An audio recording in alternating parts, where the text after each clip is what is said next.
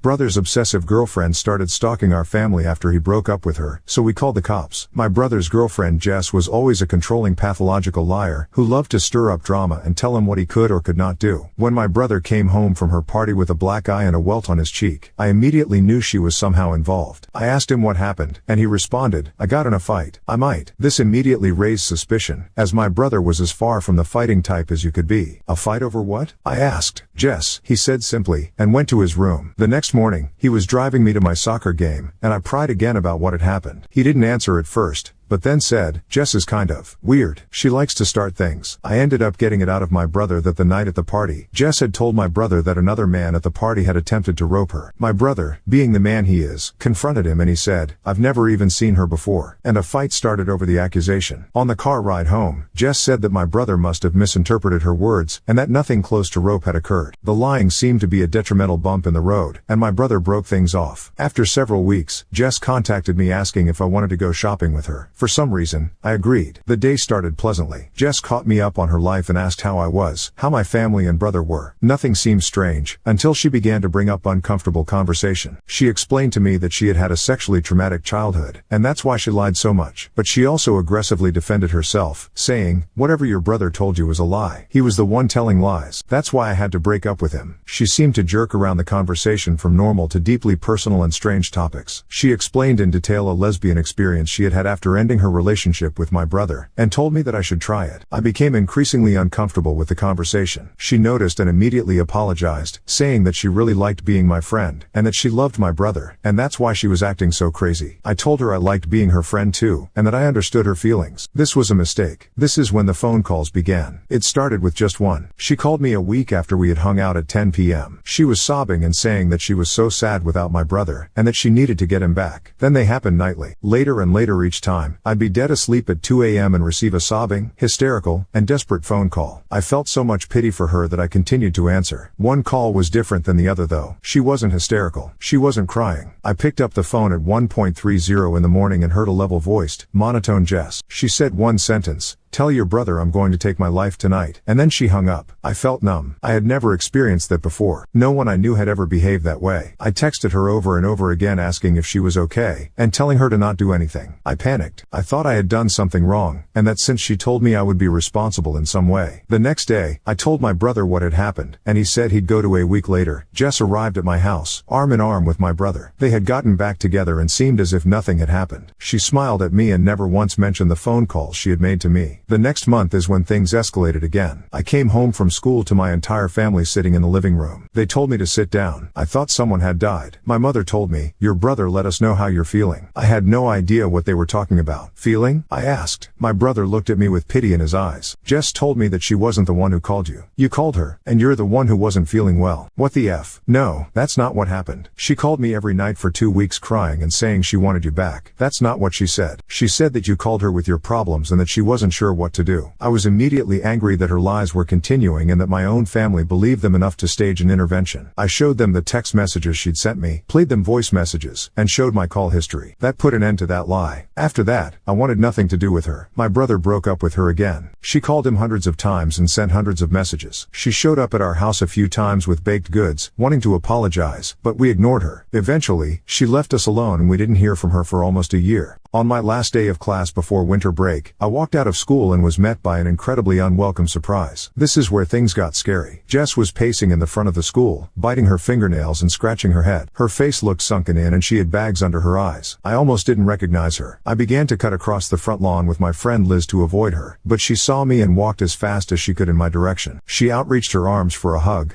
but I stopped. The first thing she said was, "Aside." I asked her what she was doing there and she laughed quietly. "I wanted to apologize for whatever your brother told you. I'm sick. I know. Please don't talk to me anymore." I started away, knowing my brother was parked waiting for me around the corner. Jess reached out and grabbed my shoulder as I did. I quickly pulled away and said, "I'm serious. Leave us alone. I think you need some help, Jess." She immediately began to cry, but I turned away and left. My brother pulled into the front parking lot of the school and opened his car door for me. "Is that Jess?" He looked through his front mirror. "Yeah, I don't know what she's on, but she's crazy." That night, at around 1 a.m., there was a knock at our door. My dad went to it and looked through the peephole.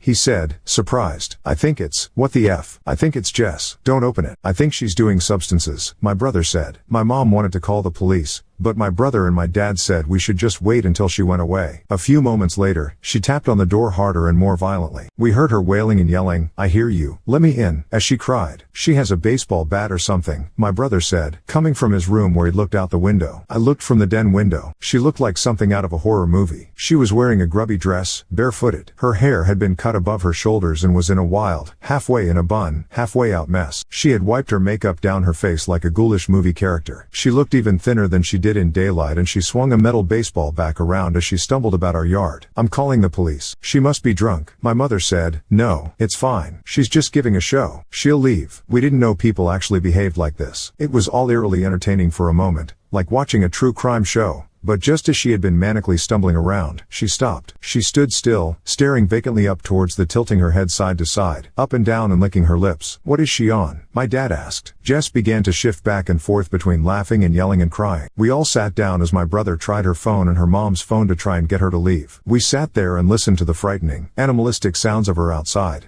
But then they stopped. We checked the windows and she was gone. We all sat in silence for a moment, taking in the strange encounter. My father just chuckled and shook his head. My mother shook hers, pitying the girl for being so disturbed, but I was frightened. No one, except perhaps my brother, had seen just how quickly her mental state unraveled, from overprotective nature, to small lies, to pathological lies, to full-blown manic outbreaks. But this was her worst, and we didn't expect anything more to come of it. That she'd fade away from our lives, since now she knew we weren't giving in to her desperation. But in the next 2 years, we learned how wrong we were. After the wintertime incident at our house, Jess stopped coming around. She was still very present. However, every member of my family endured daily text messages and phone calls. They ranged from apologetic and stable, to incredibly distraught or outraged, cursing and making threats. I remember wanting to sleep the lights on for several months after the incident, afraid that she'd climb the fence of our backyard, and I'd find her standing at my window with the same vacant, crazed look she had that night in our front yard. All four of us eventually decided to have our phone numbers changed and block her from our devices and social media accounts. She still had our home phone number, however. Jess left some of the most frightening and haunting messages I'd ever heard. I can remember standing in my kitchen with my family, my brother playing the messages back for us. One stood out. It showed us just how unstable and potentially dangerous she was. My parents and I had returned from an early morning indoor soccer game in winter. My brother asked us to come into the kitchen because we had to hear the new crazy Jess had become. The first message was about 30 seconds long and received at 12:30 a.m. the night before. Jess sounded mildly angry and demanded that we return the batch of cookies she had brought to a 4th of July party some years ago because she didn't want us to have them anymore. We all exchanged humored glances at how ridiculous of a request it was. My mother turned to leave, amused, but my brother stopped her, saying that that wasn't the crazy part. My brother played the message, received at roughly 3 in the morning that day. We were confused at first because the first 15 seconds was that white noise, the kind you hear when a device plays the sound recording of an empty room, if you know what I'm talking about. But all of a sudden, in a deep, animalistic, and enraged voice, she screamed, "Stop playing with me, you're gonna get it," and abruptly ended the call. We were all startled by this. "I want to call the police. They need to know. That girl isn't all there and who knows what she can do." My dad decided that if anything physically happened again, we'd file a report with the police, but that they were just phone calls. My brother assured that she was all talk and wouldn't come around again. At this point, I agreed with my mother. I no longer felt safe. I had never been around someone who behaved like this. I was constantly anxious and I had no idea what I'd do if she came around again. I felt like I was stuck in a Lifetime movie because I didn't think that things like this happened, that someone I knew so personally could be hiding such a deeply withheld, violent, and manic side. It had always been there, but we set it in motion. After disconnecting the landline, the personal phone calls stopped. We didn't hear from her ourselves, but some of the friends my brother shared with Jess would come to him, saying that Jess wanted to speak with him and that she would call and message them regularly wanting his phone number. Luckily, none of them gave it. Just before summer, Jess disappeared. No one got any messages. No one saw her in town. Nothing until my brother received an email from Jess's father, who my brother continued to speak to occasionally. She informed my brother that Jess's family had moved her to the East Coast to undergo treatment for a substance habit. Jess's father had given us more information about the mental state of his daughter. Her father had not spoken to or seen Jess much during the time she unraveled, when she came to our house, or when she'd made the phone calls. Jess's father had been under the impression my brother was still in a healthy relationship with Jess and only learned about their breakup and the incidents following it. He explained that his daughter had always been a white liar, making up stories that didn't make sense, blaming others for things she had already been caught for, arguing the truth of things that were already proven facts. I don't think she ever thought that anything she did was wrong, even when it was. I don't understand it, because she was not raised that way, he had explained to my brother. Jess's issues were something that had always been present, but settled comfortably beneath an intelligent and attractive exterior. She'd fooled us, and maybe even herself. Without Jess to worry about, our lives seemed to go back to normal. I still looked over my shoulder every now and again. My brother was beginning a new career and dating a new girl, the daughter of a close family friend who he'd grown up with. Jess started to fade away from our minds, for a while, and then I started noticing a car quite a bit. You know that car you see repeatedly around the area you live in a lot? In the same car I had been seeing for the past month and a half. Velp, just as crazy as ever, my dad said as he started the car. We may need to call the police. We lived a short distance from the school, but I was shaken up and wanted my dad to drive as fast as possible. Every headlight we saw chilled me. I stared at my phone trying not to look out the window.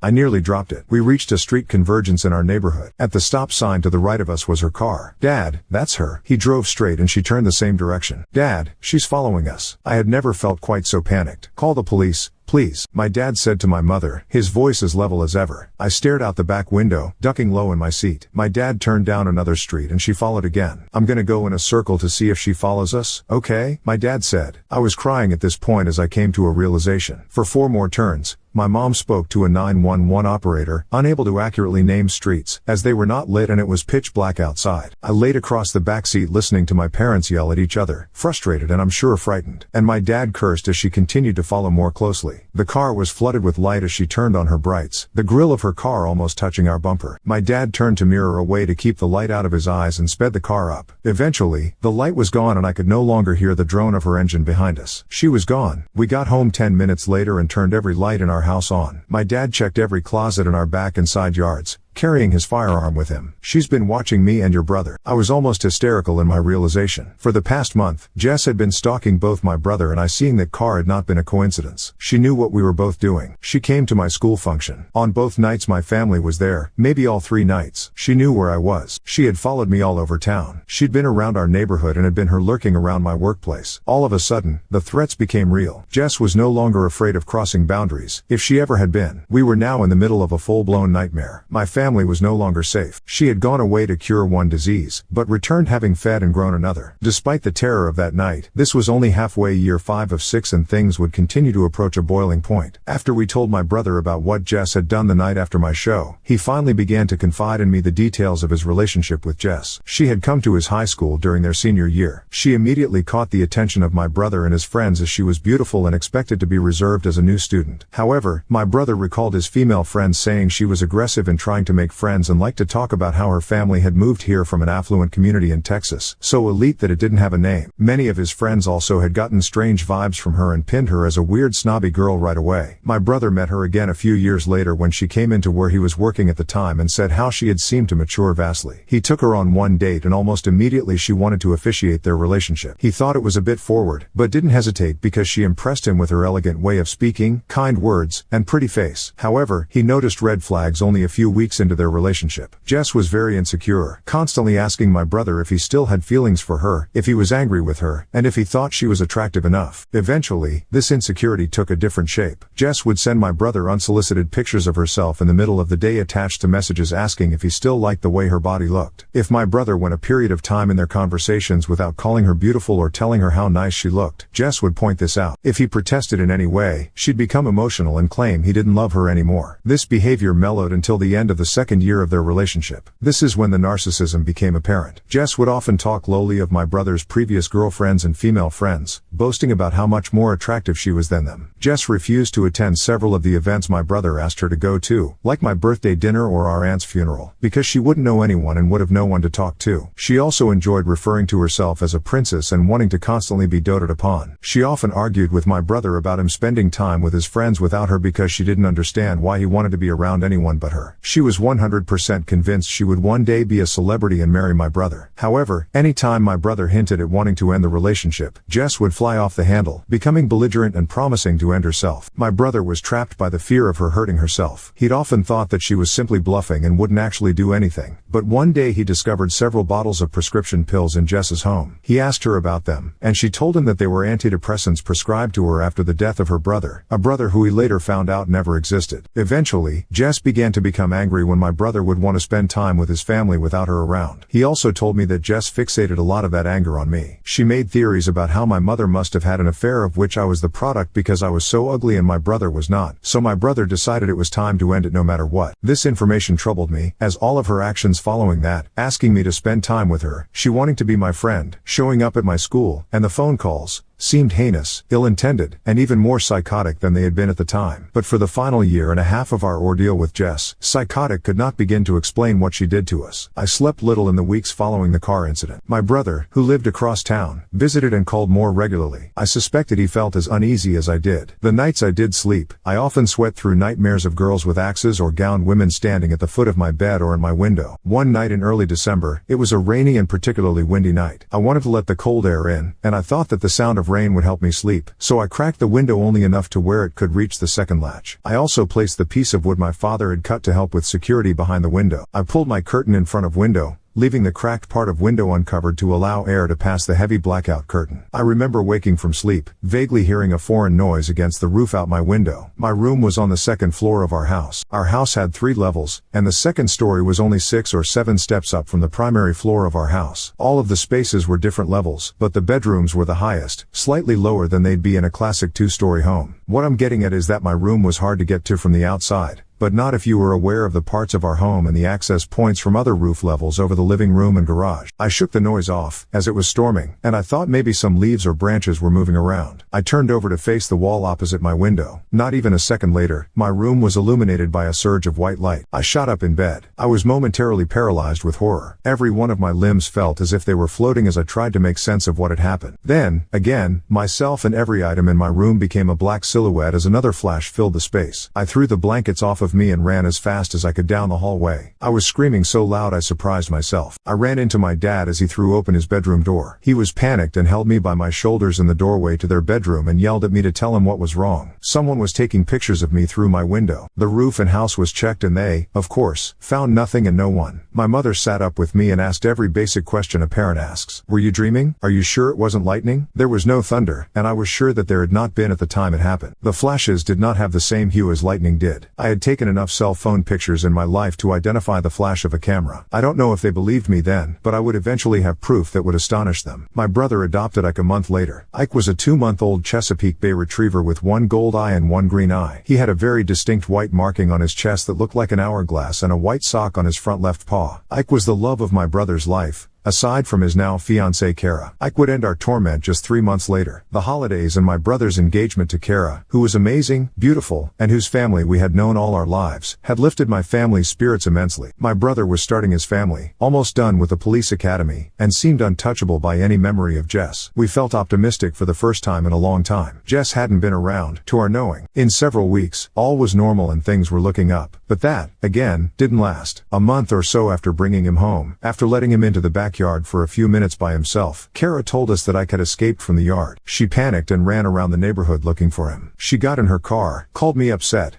and drove around the block looking for him. She picked me up and I helped her look in the creek area behind where my brother's house was. We couldn't find him. However, when we arrived back at my brother's house, Ike was sitting on the front porch. We were relieved as he was unharmed and seemed to be as happy as ever, despite missing his collar. I helped Kara check the yard for ways he could have gotten out. We both decided he must have shimmied through a small gap in the gate on the side yard. I couldn't help being confused to find no grass or burrs in his fur. We thought nothing of it. A few weeks later, both my brother and Kara were going on a weekend trip with some friends, and I offered to take care of Ike. They dropped him off on the Friday before the 3-day weekend. Ike was happy to play with our older lab, Des. The second night he was with us, I was out with friends, and my dad had let both the dogs into the yard at around 8 p.m. He sat in his chair in the living room watching a show with my mom. They say they remember hearing Des barking because he yelled for him to be quiet, but they assumed the puppy was riling him up. A few minutes later, Des came to the door to be let in. He ran inside and barked at my dad. My dad was confused, as our dog was not a regular barker. He called for Ike, but he didn't come. My dad went out and looked around in the bushes and still did not find him. He became concerned and hurried into the house to get a light. He checked the swimming pool and still did not find him. My mother joined him and they both scoured the large yard but did not find him. When I got home, they had just finished searching the front and side yards. I told them that he had escaped once before, so we decided to take the car to look for him. As we drove around yelling for him, attracting the help of a few neighbors, I thought how strange it was that such well-behaved puppy had suddenly become a master escape artist in the past 3 or so weeks. Our yard had seen 3 or so dogs grow up in it,